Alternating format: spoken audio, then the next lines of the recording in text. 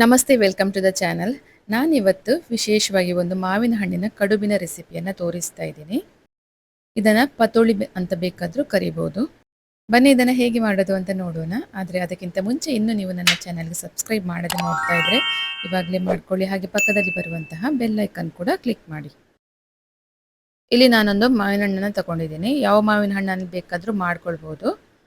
ಇವಾಗ ಇದನ್ನು ಚೆನ್ನಾಗಿ ಕಟ್ ಮಾಡಿಕೊಂಡು ಇದರ ಪಲ್ಪನ್ನು ತೆಗೆದಿಟ್ಕೊಂಡಿದ್ದೀನಿ. ಇವಾಗ ಇದರ ಪಲ್ಪನ್ನು ನಾನು ಒಂದು ಮಿಕ್ಸಿ ಜಾರ್ಗೆ ಹಾಕ್ಕೊಳ್ತಾ ಇದ್ದೀನಿ. ಹಾಗೆ ಇದಕ್ಕೆ ಒಂದು 3 ಸ್ಪೂನ್ ಆಗುವಷ್ಟು ಅಕ್ಕಿ ಹಿಟ್ಟನ್ನು ಸೇರಿಸ್ತಾ ಇದ್ದೀನಿ. ಇದನ್ನು ನುಣ್ಣಗೆ ರುಬ್ಕೋಬೇಕು. ಇದು ನೈಸಾಗಿ ಈ ಥರ ನೋಡಿ ಪೇಸ್ಟ್ ಆಗಬೇಕು. ಇವಾಗ ಈ ರುಬ್ಬಿದಂಥ ಮಾವಿನ ಹಣ್ಣಿನ ಪೇಸ್ಟನ್ನು ಬದಿಗೆ ಇಟ್ಕೊಳ್ಳೋಣ. ಇವಾಗ ಇದಕ್ಕೊಂದು ಹೂರಣ ರೆಡಿ ಮಾಡ್ಕೊಳ್ಬೇಕು. ನಾನಿಲ್ಲಿ ಒಂದು ಬಾಣಲೆಯನ್ನು ಬಿಸಿಗಿಟ್ಕೊಂಡು 1 ಚಮಚ ಆಗುವಷ್ಟು ತುಪ್ಪ ಹಾಕ್ಕೊಂಡಿದ್ದೀನಿ. ಇವಾಗ ಇದಕ್ಕೆ 1 ಕಪ್ ಆಗುವಷ್ಟು ಹಸಿ ತೆಂಗಿನ ತುರಿ ಹಾಕ್ಕೊಂಡಿದ್ದೀನಿ. ಇವಾಗ ಇದಕ್ಕೆ 3/4 ಕಪ್ ಆಗುವಷ್ಟು ಬೆಲ್ಲದ ಪುಡಿ ಹಾಕ್ಕೊಳ್ತಾ ಇದ್ದೀನಿ. ಬೆಲ್ಲದ ಪುಡಿ ಇಲ್ಲಾಂದರೆ ಬೆಲ್ಲದ ಉಂಡೆಯನ್ನು ಕುಟ್ಟಿ ಪುಡಿ ಮಾಡಿ ಬೇಕಾದರೂ ಹಾಕ್ಕೊಳ್ಬೋದು. ಇವಾಗ ಇದಕ್ಕೆ 1-2 ಏಲಕ್ಕಿಯನ್ನು ಜಜ್ಜಿ ಹಾಕ್ಕೊಳ್ತಾ ಇದ್ದೀನಿ. ಇವಾಗ ಇದನ್ನು ಚೆನ್ನಾಗಿ ಬಿಸಿ ಮಾಡ್ಕೊಳ್ಬೇಕು. ಬೆಲ್ಲ ಮತ್ತು ತೆಂಗಿನ ತುರಿ ಚೆನ್ನಾಗಿ ಒಂದಕ್ಕೊಂದು ಬೆರಿಬೇಕು.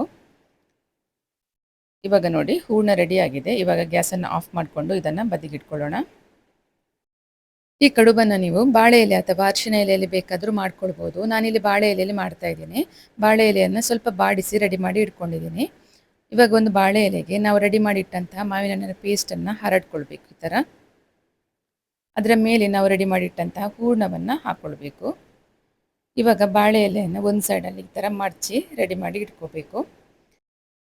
ಇಲ್ಲಿ ಇವಾಗ ಸ್ಟೀಮರ್ ರೆಡಿ ಆಗಿದೆ.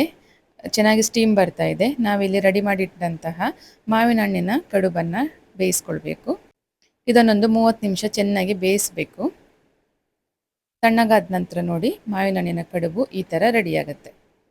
ತುಂಬ ಈಸಿಯಲ್ಲಿ ಎಲೆಯನ್ನು ಬಿಟ್ಟು ಬರುತ್ತೆ. ಇವಾಗ ನೋಡಿ ನೋಡೋದಕ್ಕೂ ಕೂಡ ಎಷ್ಟು ಚೆನ್ನಾಗಿ ಕಲರ್ಫುಲ್ಲಾಗಿ ಕಾಣ್ತಾ ಇದೆ. ಹಾಗೆ ಟೇಸ್ಟ್ ಕೂಡ ತುಂಬಾ ಚೆನ್ನಾಗಿರುತ್ತೆ. ನೀವು ಕೂಡ ಒಂದು ಸರ್ತಿ ಟ್ರೈ ಮಾಡಿ. ನಾರ್ಮಲ್ ಕಡುಬು ನೀವೆಲ್ಲ ತಿಂದೇ ಇರ್ತೀರ, ಆದರೆ ಈ ಥರ ಮಾವಿನ ಹಣ್ಣಿನ ಕಡುಬನ್ನು ಒಂದು ಸರ್ತಿ ಮಾಡಿ ನೋಡಿ, ತುಂಬ ಟೇಸ್ಟಿಯಾಗಿರುತ್ತೆ. ಈ ರೆಸಿಪಿ ನಿಮ್ಗೆ ಇಷ್ಟ ಆಯಿತು ಅಂತ ಅಂದ್ಕೊಳ್ತೀನಿ. ಇಷ್ಟ ಆಗಿದ್ದರೆ ಒಂದು ಲೈಕ್ ಕೊಡಿ. ಹಾಗೆ ಇನ್ನೂ ನನ್ನ ಚಾನಲ್ಗೆ ಸಬ್ಸ್ಕ್ರೈಬ್ ಮಾಡದೆ ನೋಡ್ತಾ ಇದ್ದರೆ ಇವಾಗಲೇ ಸಬ್ಸ್ಕ್ರೈಬ್ ಮಾಡ್ಕೊಳ್ಳಿ. ಮತ್ತೊಂದು ಹೊಸ ರೆಸಿಪಿಯೊಂದಿಗೆ ಮತ್ತೆ ಬರ್ತೀನಿ. Thank you for watching.